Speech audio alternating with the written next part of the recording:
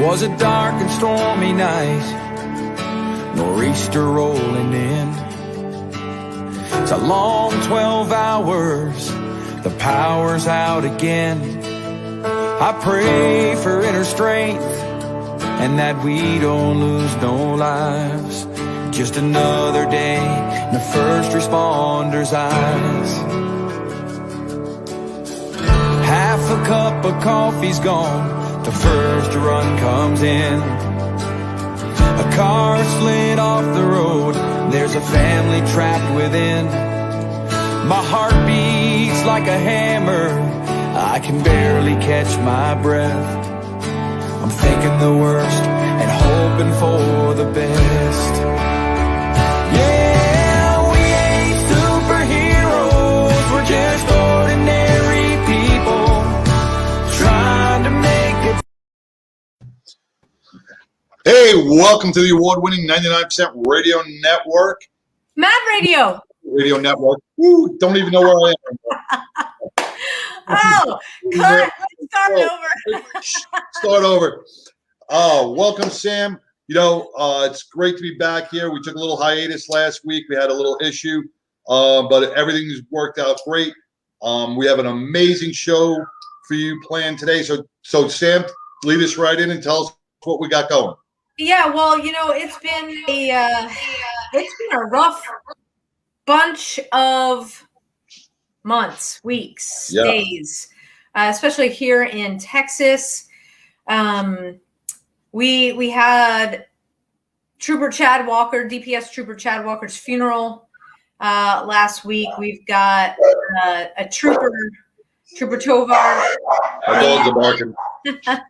Yeah, see, even the dogs are upset. Trooper Tovar, who's in the hospital recovering from a gunshot wound to the face. And we've got just 2 nights ago, Officer Lott of the Burleson PD. He was shot as well, and hear that he's going to make a recovery, or he's in recovery. So, yeah, it is. I don't know about you.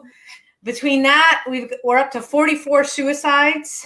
I don't know. It seems like open season on police officers. Like, you know, we go to work every day, and it's not our job to, you know, die for you know, it's just not. It just seems like it's crazy. And then in comes the Texas Senate. We gotta love Texas. Right? Even though we've got all this stuff going on, a shout out to Texas Senator Joan Huffman. The Senate passed Bill 23 entitled Stop Local Police Defunding, which goes to support our law enforcement officers in Texas. And it's a pretty cool bill. Basically, if the local jurisdiction does defund the police, or there's any misuse of funds, and that's found out that jurisdiction cannot raise property taxes. Wow.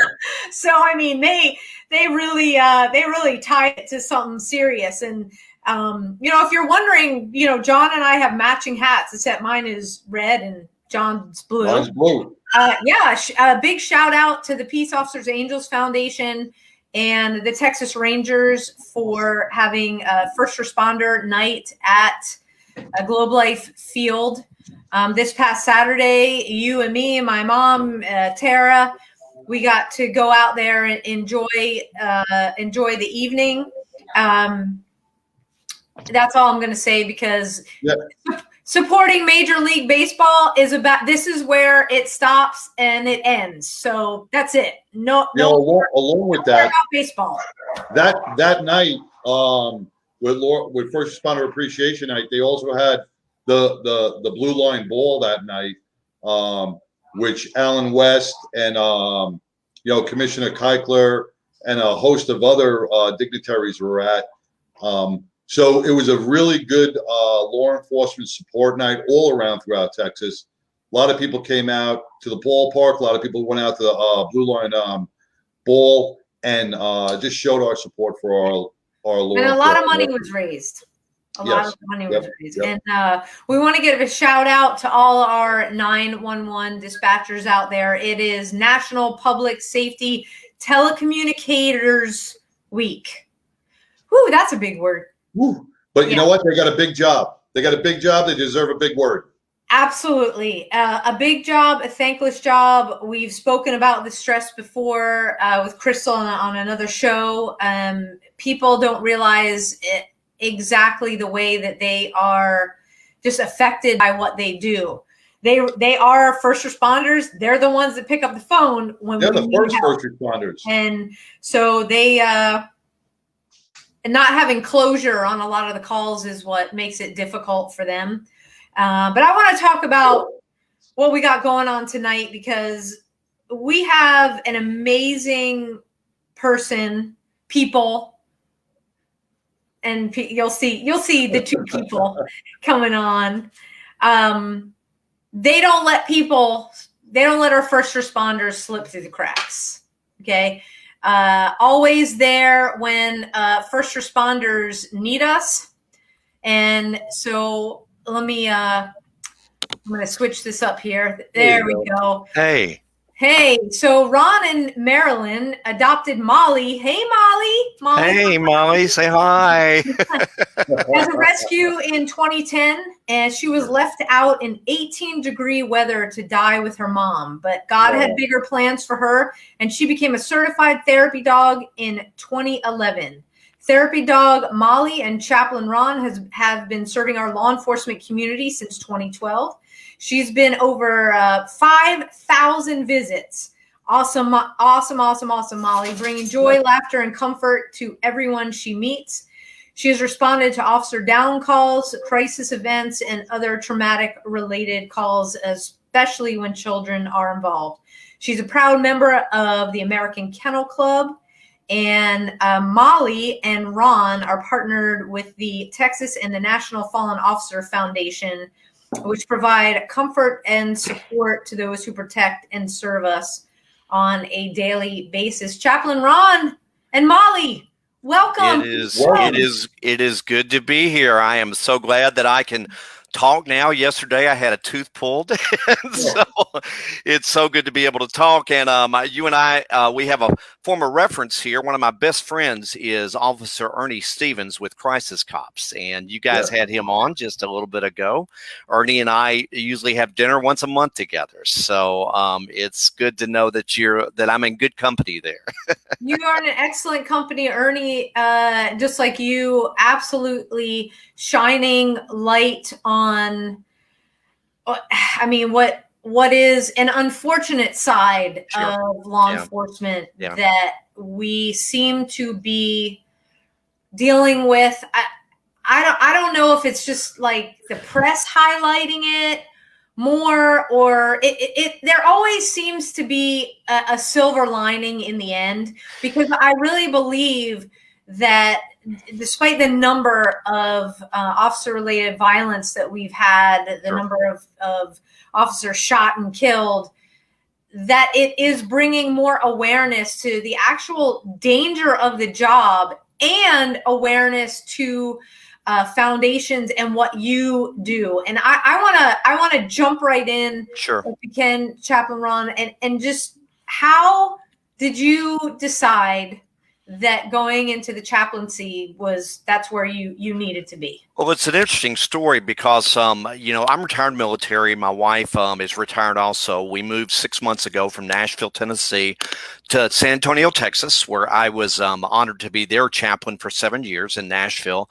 And as you know, Nashville, Tennessee has gone through some rough times too and everything like that. And so we just, I had a friend of mine that said, Ron, would you consider, being a chaplain in Nashville? I grew up with stigmatism, as you can tell wearing my glasses. So officers used to kid me. They say, Ron, please give me the gun before we get into the car. So we used to laugh about that. But I had a commander tell me once, he said, Ron, what you do as a volunteer chaplain is just as important as a man who carries a gun.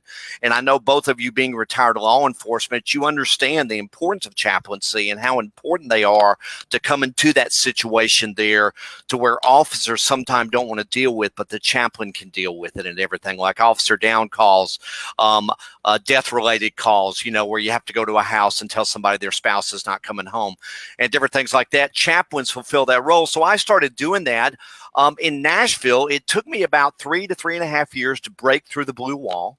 But once I broke through it, things were well. And then out here, I have had tremendous support, and it's only taken me a few months. I am now a chaplain with 2 smaller agencies called Windcrest and Von Army. They're right outside of San Antonio, and also the Texas State Chaplain. They asked me 2.5 months ago to come on board with them.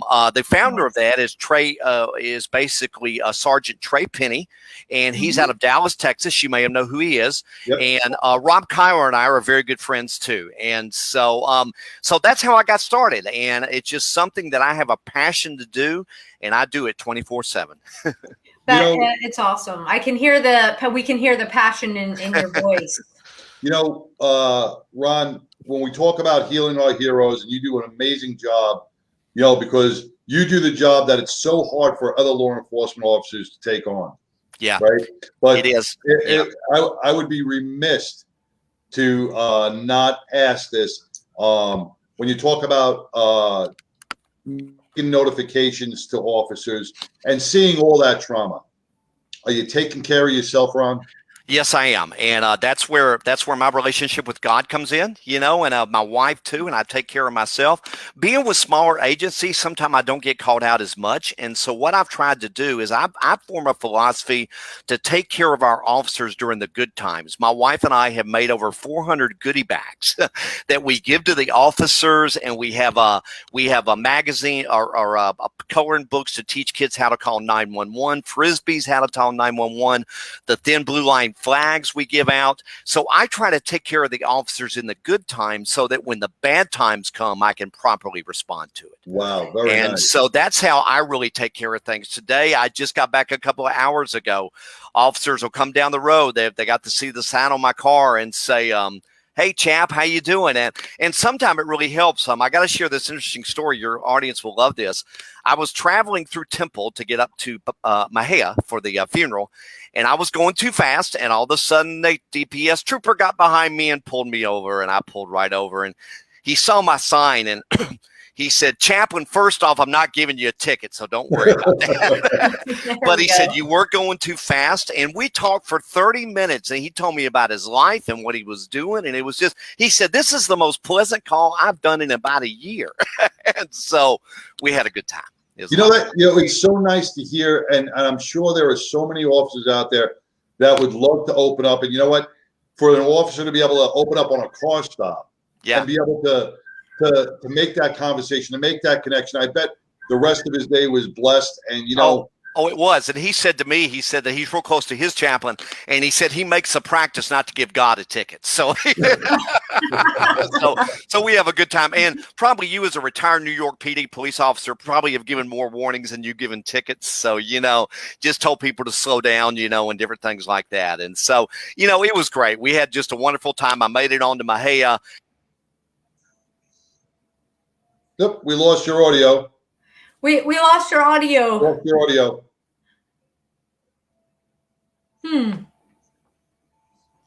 Let's see. So while we're trying to you probably pulled out something, maybe pulled out a plug. Let's see. While he's getting his audio back, yes, it is just so important for our officers. I'm back. Okay, there we go. Okay, right. There it goes. Let me keep it up here. I hit the wrong button. So anyway, sorry about that.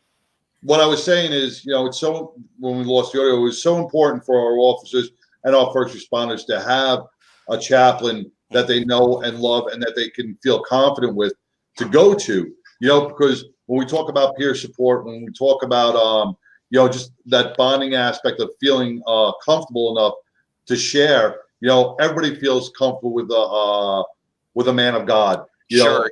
They feel very comfortable, and at many times they feel walking away, they feel that that weight has been lifted off their shoulders because of what you do. Yeah, I was over a lot of chaplains as far as talking to them, and I always told them when we went on duty that you're there to comfort, not to convert, and you need to really keep that in line. Sadly, we've had to replace some chaplains because they did get that out of kilter, and it made the officers very uncomfortable with them and everything. When I get into a car and I do ride-alongs, I've done 42 ride-alongs in my life, and I do ride-alongs almost every week now with Windcrest and Vaught Army. And I tell them, I said, when I get in that car, I said, this is your car. If you need to spit, spit. If you need to cuss, cuss. If you need to smoke, smoke. Do whatever you have to do. I am here as your extra eyes. And they'll get off the ride along and say, Chaplain, when can you ride with me again? Oh, that's great. Well, John, John said, people have sometimes an easier time opening up to a chaplain. And I will go even further to say, it's even easier when the chaplain has a dog. Yeah. Oh, yeah. My Rob Kyler says we don't really care too much about Ron, but we do love his dog. so they do love Molly going out there. Yes, Molly does give me the edge because, like I said before I hit the audio by accident, I had a lady that just literally cried on the dog during the funeral and during the visitation, simply because she was just so distraught that they lost one of their best friends, especially in Groesbeck. If you know, that's a small town, and they really. One thing good about Chad Walker. Chad was a tremendous Christian. He was a tremendous father, and like I said, he came upon an ambush. And most officers have told me that if somebody wants to ambush me, there's not too much I can do. And it's really, really true, and stuff. They just can't do anything about it. So they really just have to trust their instincts and trust their training and everything like that. But it is good. Yes, Molly definitely gives the edge. She knows it.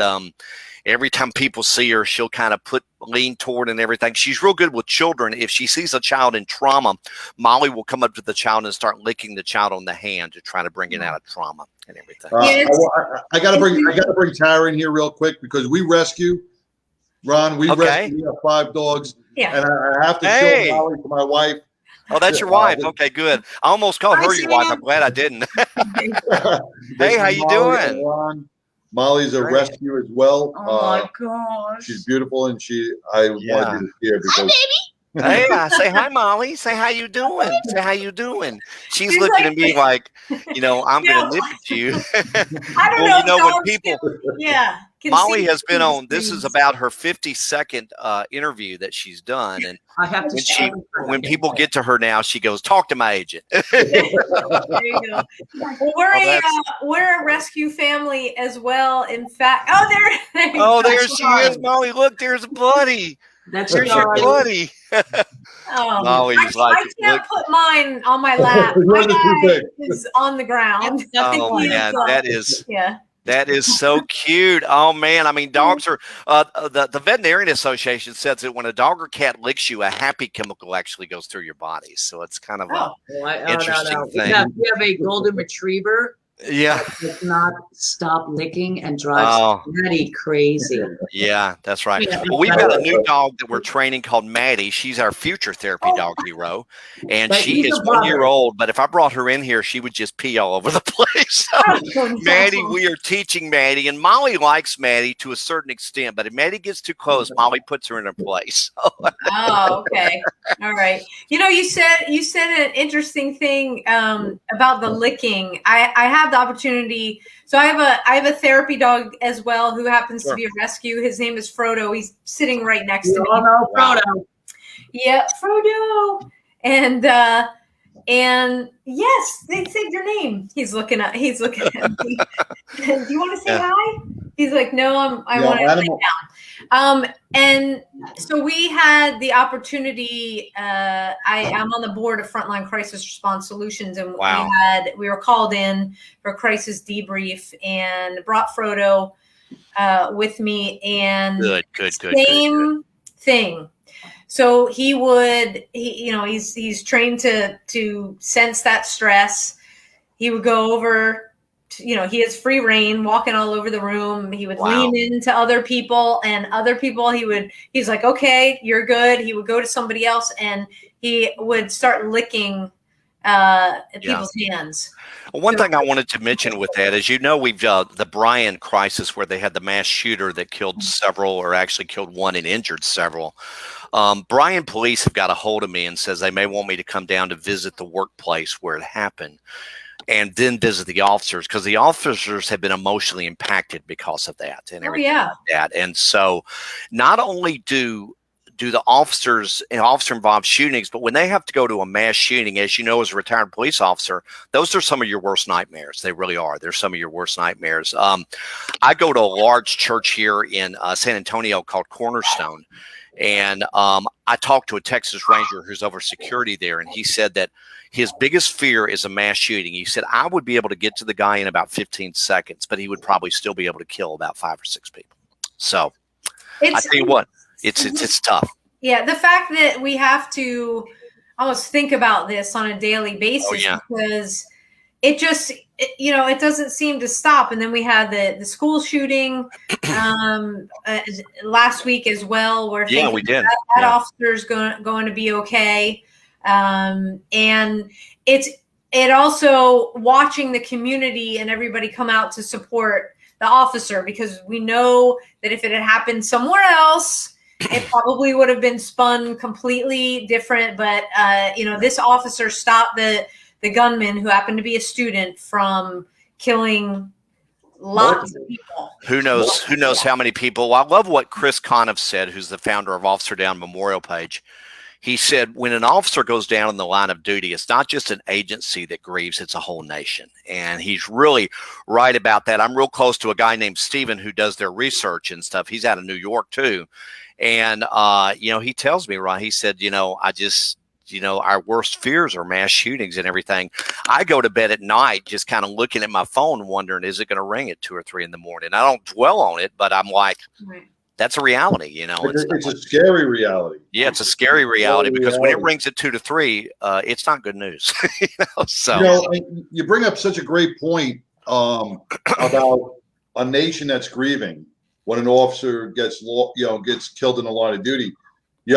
I remember being on a job in New York, and if we heard of an officer being wounded or killed in California, our whole department felt the impact. Yeah. It was that ripple effect.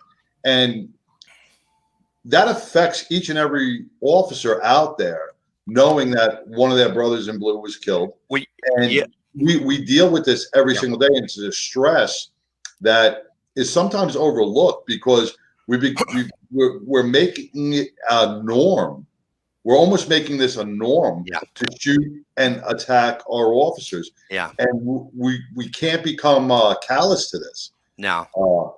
And that's one of the scary things that our nation's leading to, is that we're becoming callous of the assault on our law enforcement. Yeah. And we have to change that conversation. Well, with that too, brother, is that officers now are getting to the point where they're scared to pull their weapon, and it's going to cost them their lives, is what's going to happen.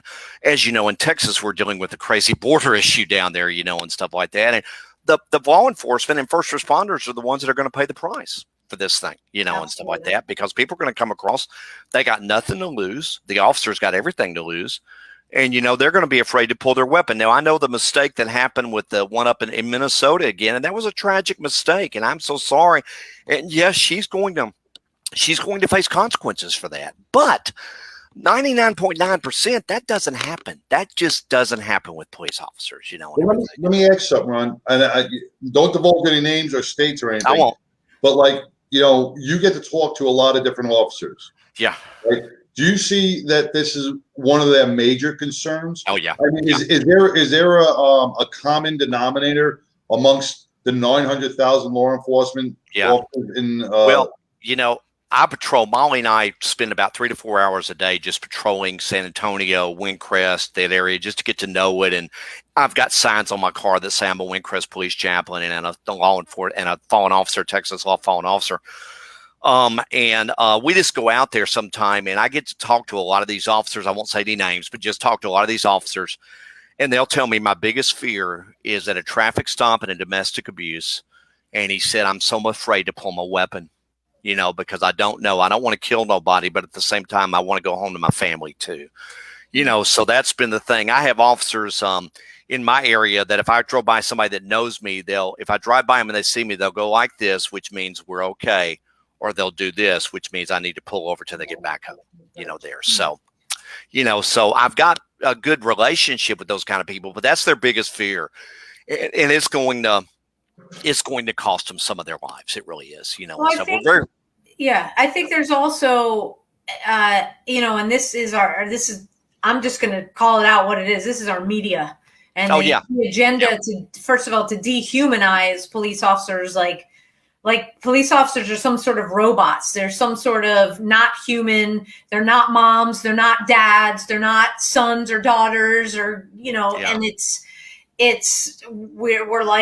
we're just things and we're expendable. And I think that's why you're seeing a lot of the liability protections being lifted. We started the show, hats off to the Texas Senate, Senator Joan Huffman passing the Stop Local Police Defunding. So the Senate passed that.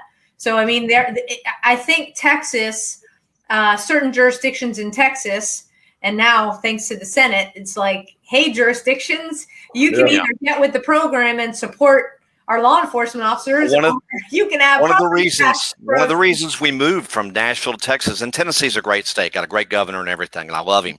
But we moved here because it was a COVID-friendly state, and it's also a law enforcement-friendly state. Those are the two reasons why we moved here. And I was able to get right involved with them. And I'm just glad that, especially here in the San Antonio area, we have a tremendous backup from our community. And we're thankful for that. But, mentioning that about people talking bad about law enforcement, I told people that if you want to know how bad it is, when an officer goes down on duty, follow that Twitter feed and you'll see what the comments are. You'll see how bad it really is, and everything I said. Just follow it for an hour until it makes you sick to your stomach, But I said, you'll see a lot of great comments, but you'll also see those comments. I'm glad he died. I'm glad this. I'm glad that, and I have to get off of it because it just makes me mad, and everything. And so I have better things to do. So, well, you're a military man. And just like law enforcement, people have gotten into the conversation. Well, you know what? They took the job knowing the risks. Yeah. Or when a veteran dies in the line of duty overseas, well, that's what he's being paid to do. And that's not what he's being paid to do. Since when does someone get paid to die? Or get assaulted or get hurt, and that's the mindset of a lot of people. And it goes to what Sam said. It goes back to our local media, just portraying officers as robots. Oh yeah, well there's a great documentary out called Fallen that you may have seen before. That's out by the Officer Down Memorial page. They sponsored it, and it goes through and people just said, some people that they interviewed, policemen aren't a dangerous job. That's the most undangerous job in the world. Just ignorant because they're the only people that put on a uniform, and also first responders that go to work not knowing if they're coming home. Right. Exactly. Let's. I want to switch gears a little bit and talk about Molly.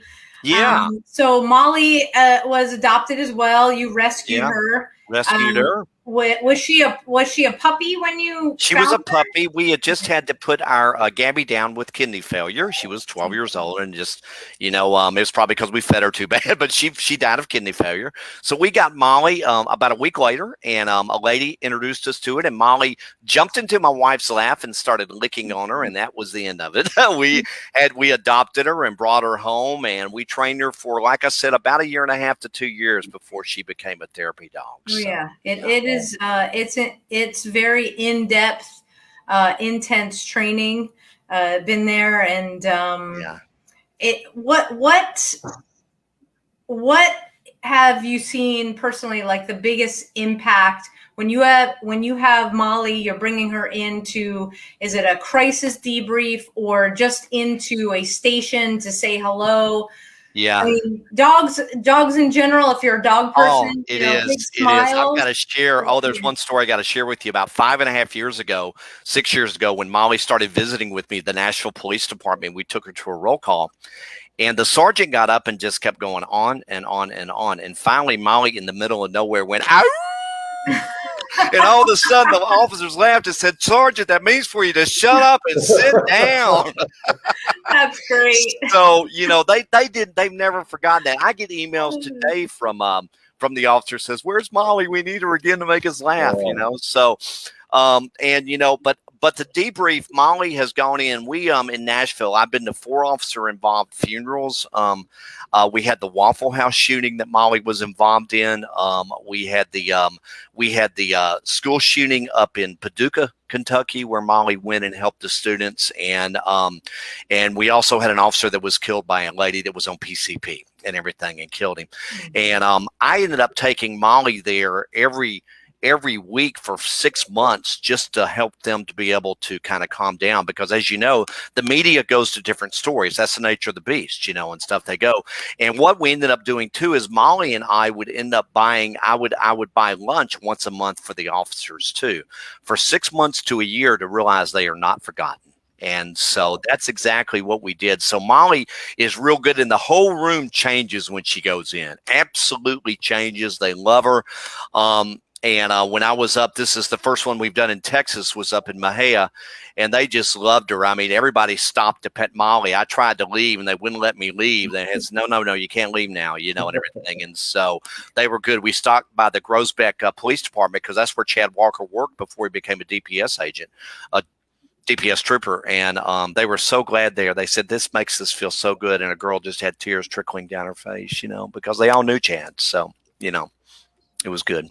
It's good. You bring up another good point. You hit on such a great topic. And when me and Sam talk about stacked trauma and decompression, sure. And we've talked to a lot of officers, especially ones that were in mass shootings, who at 9 o'clock in the morning they went to a mass shooting, and then at 10 o'clock at night they're getting a call for a homicide or something else. Yeah. And they roll right into the next call, and we forget about that earlier trauma, and we forget the human side. Yeah.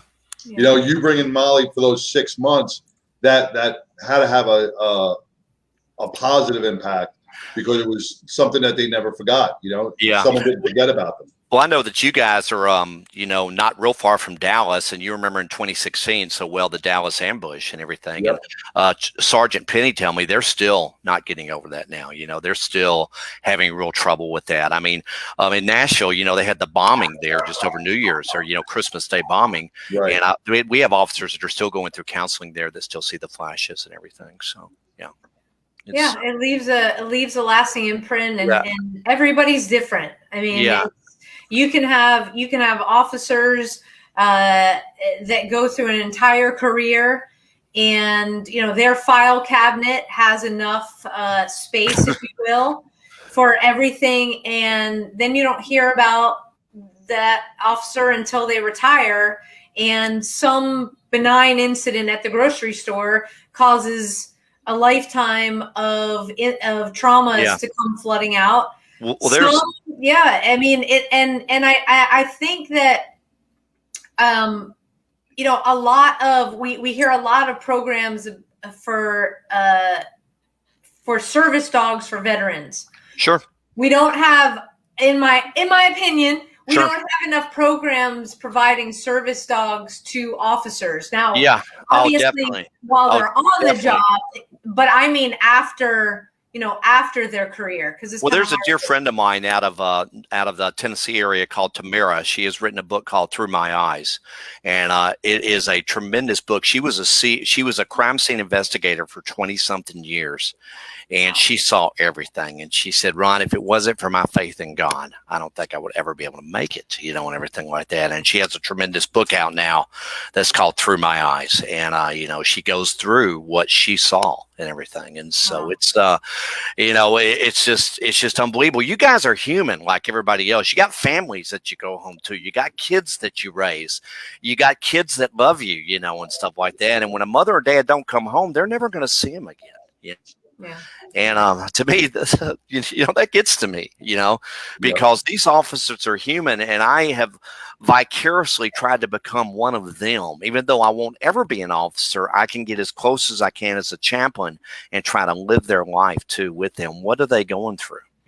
As a chaplain, getting that close, because me and Sam don't have we don't have the inn, you know, but you see the reality of some of the departments out there. You visit all these departments, Sure. and I don't want to say pushback, but do you see a lot of officers not being well taken care of within their own department, or departments just not stepping up to the plate? Yeah, without mentioning any names or something, and stuff, I see some pushback. I haven't seen a lot, which has been good. But the substation, as you know, big departments have substations or precincts, and sometimes those precincts and substations, they're just kind of there. The officer's supposed to do their jobs and everything, and nobody really thinks about it from headquarters, or anything like that. You were in New York. Yep. You know what it was like to be a precinct kind of all by yourself over there and everything like that. And so when Molly comes and visits, it's really a joy to them because I care about them. And so we go to the precincts. I love headquarters. I got a great relationship with a bunch of chiefs, but I love going to the precincts because that's where your foot soldiers are. That's where your officers are. That's the ones that are going to go out and give their lives for what's going on, and everything. Yep. And those are the ones that are going to respond when 911 rings, and everything like that. And talking about 911, Molly and I visit the dispatchers a lot too. They are what I call our hidden heroes. They are our hidden heroes. And we visit them, and they, I just talked with, I think Brian. She wants to go see her sister. Yeah, she's fine. She's fine. I just talked. She's like, I had enough of this TV stuff. Yeah, that's right. She'll be okay. I'm done. I'm over the interview. Yeah. Well, I just talked with Brian. The Burleson rather dispatch, and they said if you come down here and visit the officers, you better bring Molly to see us. So, it really is. It really does become about the dog. I mean, Frodo, when we were up where we were. Everyone's like, I just want to get in line and pet Frodo. I don't need to say anything. I just want to pet the dog. And part of just in general life, having an outlet, John and I both say, if you can't talk to, if you feel like you can't talk to a person, sure, at least talk to your dog. Yeah, that's exactly right. Because your dog will always listen. When I had this toothache, and I had it for about a week, because a few years ago I had a stroke, so I had to take blood thinner, and get off of that. And you can't tell I have one now, but I did. And Molly would just get beside me and say, "Daddy, it's gonna be okay." So she would help me. But what's great about not only Molly? Molly is not the only dog out there that can be used, and it's great to know people like you, so that if there's a crisis that I find that happens, I can email you guys and say, "Hey, are you close?" And if you're close, then you can use your trained therapy dog to go in and say, "Hey." What kind of cues? What kind of, like Sam's, like Frodo, when we do a walk the bridge on the 22nd of every month. Sure. Frodo leaned up against me, and Sam, you noticed it. I didn't even notice it, but he kind of like leaned up against me. And he stayed there. He stayed there. He kind of felt my stress. Sure. Does Molly give you signals that maybe somebody else wouldn't notice, and this way you can approach that person and see how they are? Yeah, Molly does. Molly will look at a person, and Molly will go before me because she don't care what they say, and everything. So she'll go with the person, and the person starts petting her. And I said, "Yeah, it's my dog." And she says, "Can Molly just stay with me for a while?" I've had that happen probably 50 times. Wow. To where the people have just said, "Can Molly come up?" And especially a lot of the women officers that are moms and, everything like that, they really are emotional, a lot of these funerals, and everything. Yeah. And they just said they'll come up and just cry on Molly. I probably can count 24 times to where an officer has actually come up and just wept on Molly and everything like that, because he was so excited. And the thing about it is that about the Texas Fallen Officer Foundation, what's been so neat to come on as their chaplain. This is the first time they've done this. And they brought me on, and because of Molly, a lot too, they brought me on. And so it's an opportunity to be able to be on and to share with you guys and others. It's sad to know that only TV stations contact me when an officer goes down. They don't contact me before. You guys, this is a regular show, but as you know, with TVs, they always call you when there's a crisis, and that's just the nature of the beast. You just got to right. Mainstream media, they just want to If it bleeds, it leads, and if it bleeds, it leads, and they understand. And I told them, I understand. They go, hey, that's the way that I do my job, and I understand that. We have a great relationship to do that and everything. But then they'll say later, 6 months from now, we may just have you on for the fun of it, and everything. So that's good, yeah. But anyway, that's what we do. And Molly is really involved with the, like I said, the Texas FOF. We take care of people that have been critically injured or die in the line of duty. Nationally, we take care of ones that have actually been killed in the line of duty. And let's talk a little bit about the FOF. Sure. So there's a lot of organizations out there that say, oh yeah, when the officer's critically injured or God forbid, killed in line of duty, we come in, we provide, if they need their rent paid or, scholarships for their children. And talk a little bit about what the FOF does. What the FO does. Okay. When we find out that an officer has been injured or critically injured in the state of Texas in the line of duty, we immediately try to contact the family directly. And we have ways that we can do that through cops, concerned police survivors, others that we can go through, but we don't give through GoFundMe. And I love the GoFundMe stuff. Don't get me wrong. It's all great, but we try to give the money directly to the family. And we try to make sure that check is delivered directly to the wife, to the next of kin or children or uncle or dad. We make sure it does that. And that's what we try to do when it's in Texas. Texas, if it's critically injured or death, we do both. Nationally, we can only do just basically line of duty deaths. And as you know, there's only a certain amount of budget that can go around. So that's what we have to do with that. Sure. But we've been doing this since 2016. And the Nationals about 2017, I think, or something like that. And we've been able to help over 150 families, which has been good. That's huge. That's huge. Now, do you do that through corporate donors, holding fundraisers? Yeah, we hold fundraisers. As you know, COVID has kind of put a nick in that a little bit, but we hold fundraisers.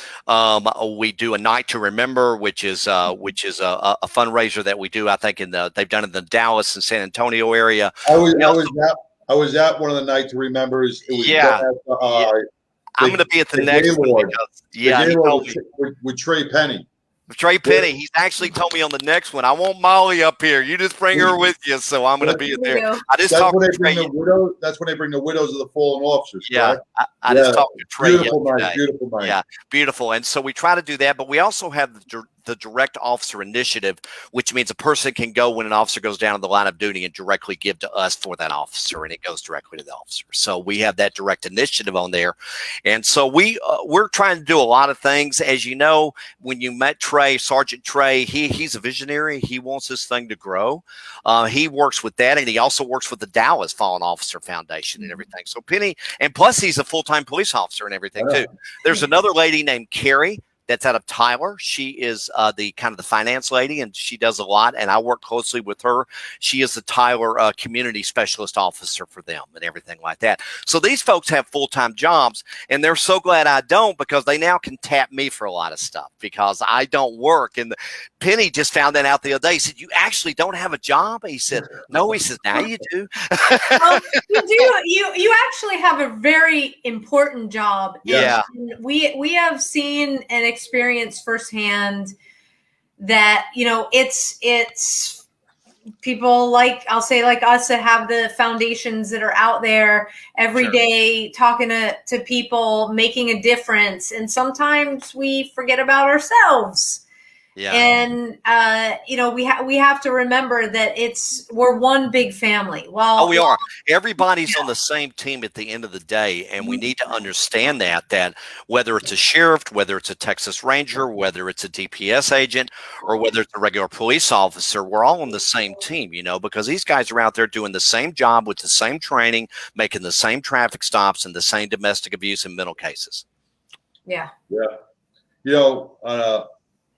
I shared a video a couple days ago of a traffic stop. You bring up traffic stops. The New Mexico one? Yeah. The one in New Mexico, yeah. Brutal. We took care of that family. You did? That was Jared. Jarrett or Yeah, Officer Jarrett? he was and most of them are ambushes, just brutal ambushes, and that was a brutal ambush. And the guy came out with like an AK-47 or something like that and shot him. Yeah, it was a rifle. Yeah, yeah. Yeah, and it's and I mean, within 30 seconds, there were people around him trying to help him. But it makes me think, when we talk about an officer who's going to, take that extra second and a half to pull his gun. What was his mindset? If he would have been the aggressive officer, at that initial moment, would he still be here? Yeah. He actually, and if you listen to his body cam, what he talked, he was very calm with the person. He was very polite. He was like, he knew the gun was in the car, and he was like, just put the gun away. So, what steps does an officer take now? It's like a double-edged sword. Yeah, it is, because that guy literally lulled him into a trap is what he did. And, but, I find out with people that talk about people unjustly being killed by police officers, I said, at most cases, I look at the video. If that person would have complied to begin with, they'd still be alive. If you look at the last five shootings, not including the one here in Dallas with Amber Geiger, all the other 5 shootings, the perpetrator became the victim became aggressive, and fought with the police officer, causing him to become hypervigilant, causing him to pull his weapon, and like you said, non-compliance. Yeah, and I know in our church, we have a church that about 23,000 members, and the officers want to know where I sit, because they said in case that's why I asked them finally, why do you want that? They said, man, we have some kooks in this church, and we know where they sit, and they aren't breaking the law, but if they do, and we need to try to calm them down, a chaplain would be good to have, But they had one in our church the other day. He stood up and tried to berate the preacher, and I mean, he was out of there. They put him on the ground. He was out of there within 30 seconds. Wow. It's sad that things happen like that in churches, that we have to do background checks and everything. When I was growing up in church, I'm 64 years old. When I was growing up in church, background checks, what's a background check? Right, exactly. Now, you don't ever let people work with children, without a background check. Right. And you bring up Ernie and Joe. I watched their documentary. They provided San Antonio with such an amazing program. Oh yeah, I think both of them together have saved countless lives. Oh, they have. Because they have reacted the way they should react. They stay hyper vigilant, but they also have the compassion to help. And God bless San Antonio for really taking that on. Yeah. Well, San Antonio is an example now of the mental health unit across the country. It's one of the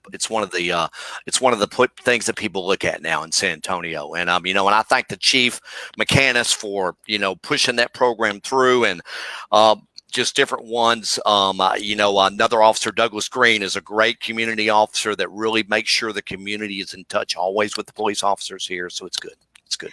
Yeah, another thing is, again, watching that documentary and understanding police work. It's about the human condition and bringing your humanness to every situation. You're as a police officer, you're human.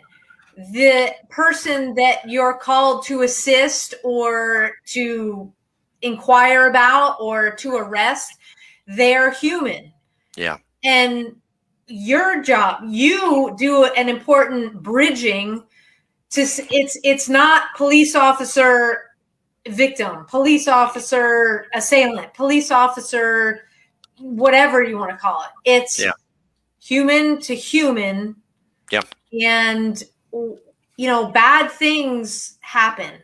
Do they always have to happen? No, that's where our training comes in.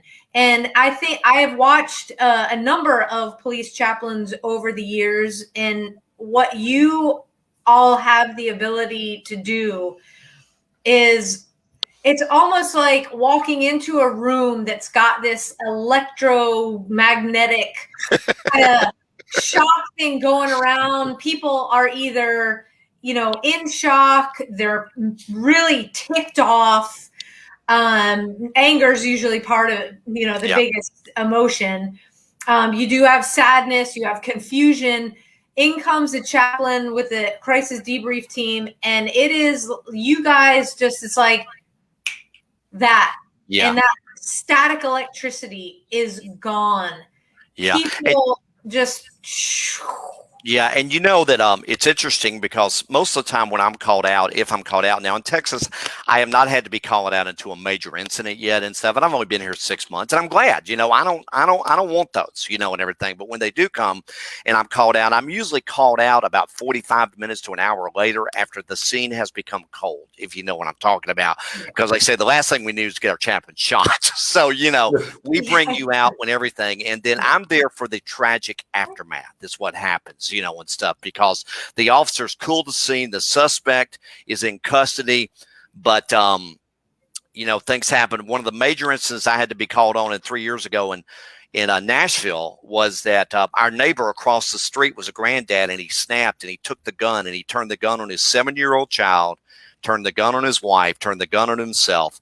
Then the 4-year-old ran over to our house with blood all over and said, he's just killed my whole family. Right across the street, the lowest crime rate in the city of Nashville was our neighborhood and over there. And so we were on call for 12 hours that day. So those kind of the tragic aftermath is just absolutely horrific for these officers, for these men and women that have to come as first responders. I mean, you know, it's not the initial incident that's bad. It's the aftermath that happens. Ron, do they utilize you or your service or Molly? You know, I know for a mass shooting or an officer shooting, Sure. that becomes very emotionally fueled. But do they utilize you for the officer that just did CPR on a newborn or a child drowning or a car accident? Yeah, children are very, we went through special training, Molly and I did. Actually, went through the Billy Graham law enforcement training and everything like that. And I've gone through online trainings of how to deal with officers that have had to deal with a child to a mass shooting, different things like that. I actually just went through an online training of hostage negotiation and what a chaplain does in those situations. And so, you're there basically for the officer to begin with because they're your family. Then you're there for the victims and everything like that. You may be there for both at the same time, but first you want to make sure your officer's taken care of. You want to make sure that he's okay. That's what I'm kind of saying. Like, you know, you may have a young officer who, you know, we got someone's coming, you know, perform CPR on a young victim who drowned in a pool. Will they call you and Molly out and say, hey? Yeah, they will. What we've had to do in Texas for the first 6 months, I've had to get on everybody's radar, you know, if you know what I mean. Because with everything going on, sometimes the last thing you think about is a chaplain. You just do. But I am out there enough now where I'm finally getting on their radar to where they're saying, call Ron, you know, and everything like that. So first you have to get on their radar, and that's relationships. That's building. As you know, with your chaplains, you probably had to get to know your chaplain for a while before you finally said, hey, I got to call my chaplain. You need to think about that. It's not the norm for us to do that. It really isn't, and it should be. It really should be. Yeah, you know? It should be, but I can work through that, and that's what I've done. And if I don't get a call at night, I just sleep well, you know, and everything. So, but if I get a call, the Von Army Police Chaplaincy that I just started, they just reorganized their police department 2 years ago. And the first thing the chief wanted to do was bring on a chaplain. And so when he met me, he said, will you be our chaplain? It's 30 minutes away from me, but when a crisis happens, 30 minutes is not far, you know, and everything. And so nothing's happened yet. We did have an officer involved in a head-on collision, but he's going to be okay. But I text him every single day to make sure he was fine. He says, Chaplain, you don't know what that means to me, that you care about me. You know, he said, I'm fine. I'm sore, but I'm fine, you know. But he knows that I'm there. He said, if anything comes up, you'll be the first I call. See, it's the little things. You can have a full-time job. You like Sam said. This is a full-time job. This is a full-time job. I love it. I mean, my wife will come in the room and she'll say, what are you doing? I said, I'm just waiting for a crisis to happen. I hate saying it that way, but that's reality, you know. I'm on the internet 8 to 9 hours a day. I'm out there 4 or 5 hours a day. So, I mean, it's just, and you know, I go to bed at 10 or 11 at night, sleep to about 8, get up and start it all over again. So, well, we've got a lot of prayers to send out to the universe what Amen. what you are doing with your local law enforcement agencies. The Texas Fallen Officers Foundation is just, I mean, it's thankless. If we didn't have people like you, organizations like the Texas Fallen Officers Foundation and their foundation nationally, there would be a lot less people and families. Yeah. Knowing Well, I say hey, every little bit hurts. I just got off the phone the other day with a grant guy with Tunnels to Tower. You may have heard of them, Yeah. Tunnels to Towers. They are able to a lot of money and everything. I mean, they're just able to pay off mortgages and everything. They did it for the Boulder, Colorado guy and everything like that. But they say what you guys do is just as important. If it's $1,000, it's $1,000. They said, man, we're not more important than you are. He said, we're on the same team. You know, and so we need to understand what you guys do and what we do. We are on the same team at the end of the day, and we need to learn to find out how when it's appropriate to learn how to tangibly partner together. You know, and Hey, like that.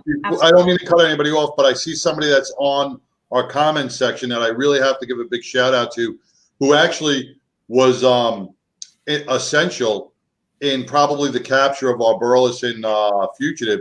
Is Tom Berry. He's out of Florida. He is the founder of Blue Help. Now, I'm sure everybody got the Blue Help text messages on their phone. I follow them. I have it on my phone. Yes. Tom is the founder of Blue Help. Not Blue. Yeah, Blue Alert. Sorry. Blue Alert is what I'm talking about. Yeah. Blue Help. I'm thinking Blue Alert. It's all blue at the end. It's all blue at the end. But his organization that's picking up over about 48 states now to help our officers. So I just wanted to give a big shout out to Tom and say, I want to give a big shout out to him essential here in Texas. Yeah, I appreciate what he does because he does a great job on that, Tom, and I just appreciate you, brother. Thanks a lot. Awesome. That's awesome. So, Chaplain Ron, just to kind of tie things together, if we have a lot of people listening from all over, if a first responder wants to reach out to you, maybe it's not connected to departments that you are actually connected to, but they're listening to the show, they are connecting with you because they're hearing your voice, they're seeing Molly. How can somebody reach out to you? I would encourage them just to go to www.texasfof.org. That's www.texasfof.org. That email will get to Miss Carrie, and she will be glad to forward it to me. So I will let Carrie know. There may be several that'll come in, and that's just easier. I don't mind giving out my email, but that's just easier. Then Carrie can get it to me, and then they will have my direct email once I email them back. But Carrie would forward that to me, and then I would be glad to help. If they want any other questions they would have, they can go directly to Carrie, and she would be glad to answer their questions. But yeah, we just want this organization to grow, not for the sake of the Texas FOF or the National FOF, but for the sake of the men and women who lay down their lives every single day. Those are the ones we want to get the help. God bless. Yeah. You know, I mean, I care about these people more than anything in the world. I mean, I eat, sleep, and drink these guys. So gals, I'm sorry. And, I say guys, and that means guys. Yeah, I know it's it's just been great that the Texas OF saw a vision to pull me on board. And like I said, it's just been 2.5 months since I've been on board. Now I've known them for about a year, but it's been about 2.5 months. Once I moved to Texas, things kind of moved forward on that one and everything. Well, we can't thank you enough for your time. And Molly, she is so patient. I know, Molly. This is your Molly. They say you're so patient. You're over it. You guys are an absolute delight. We will be in touch. We will. Sure. And, like I said, if anything comes up where you need my expertise, if an officer goes down, then we can talk about that too and everything like that. Sounds if good. If you're ever in the Dallas-Fort Worth area, please come down and visit. I will. We'd love to meet you and Molly. Yeah. The 22nd of every month, Sam brings Frodo to the bridge. We'd love for you to walk the bridge with us and meet. Yeah, Penny lives in your area, and he told Sergeant Penny, and he told me that he would love me to come down and to be able to do that. So, to be able to be involved with them. So, hopefully, if I don't meet you there, I'll meet you tonight to remember. If we do another one of those, which I think that Sergeant's trying to really put that together and everything. I'm really trying to help them a lot with it because Sergeant is so busy right now that it's just hard for him to do some things. Yeah. And so I'm trying to take the edge off on that. Well, we're getting in the comment stream. Thank you for all you do, Chaplain Ron. And yeah, again, from me and John, truly from the bottom of our hearts, thank you, you and Molly, for what you do. Well, what you guys do, I didn't even know you exist until I saw Ernie on you. And, I reached out to you because of Ernie. And then you guys wrote me and said, well, let's have you on the program, and I thought that was great. So Ernie has really opened up a lot of doors for me, too. So it's that's great. Put a good word in for me and Sam with the big guy. I'm sure you got a good connection, Say, hey, you guys put us on a show. Maybe we get a free pass in. Yeah, that would be great. But I know that you guys, how long have y'all been doing this? Oh my gosh. Almost 2 years, about a year and a half. A year and a half, and it's growing. Has it only been that? It seems you like guys have got, longer. I've got my Facebook page of the Texas Fallen Officer Foundation for me, and I only have 276 likes. You guys have got more than that, so that's good. Well, thank you so much. We'll promote you. We'll promote you and get you out there. Okay, well, that sounds good. Well, Molly's getting down if you don't mind, so that'd be fine. No worries. Again, thank you so much, great. And we'll be in touch. Okay, great. Bye-bye, guys. See you. Thanks, Ron. God bless you, Chaplain Ron. Wow, what an amazing guy! You can just from his heart, everything from the heart, and that is what makes the difference and allows him to connect at a different level, a very deep and personal level. And it was just great to have him and Molly and hear both of their stories. We should be blessed. Yes, as Megan said, welcome to Texas, and we're glad to have you in our state. Yes, we are, for real. So the hour just flew by, as it always does. Because Molly took up so much time. Yeah, exactly. The whole time of the show. Hey, Ron mentioned followers and supporters. If you guys are watching us on Facebook, thank you so much. If you would be so kind to jump over to our YouTube page where we stream live every week as well. On YouTube, we are Mad Radio Texas. Just follow us there. Our key number is 200. We got a long way to go, so we're asking for your help so that we can do some more things with our page. Yeah, and if you're watching on YouTube, if you wouldn't mind jumping over to our Facebook page, and on Facebook you can find us at Making a Difference TX, and also at a Badge of Honor.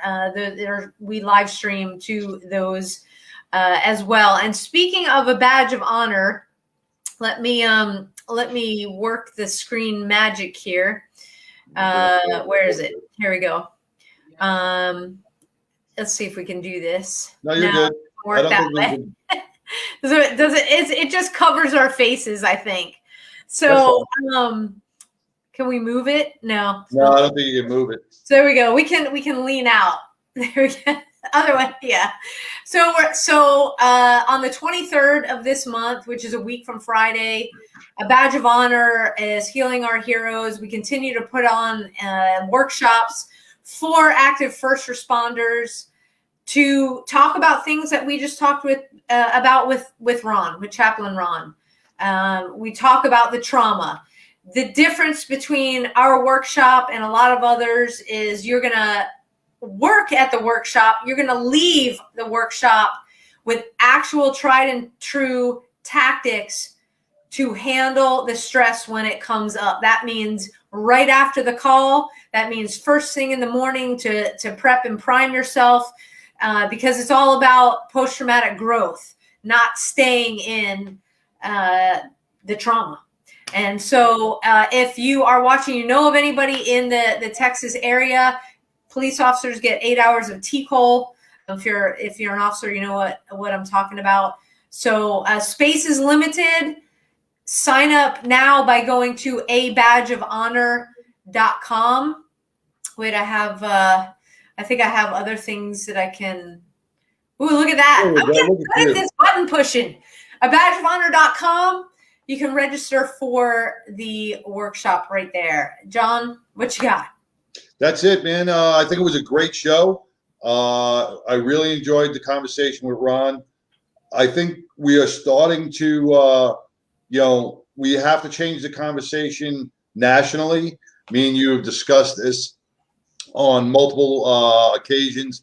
The mental health of our officers is a priority, not only for their work but for their home.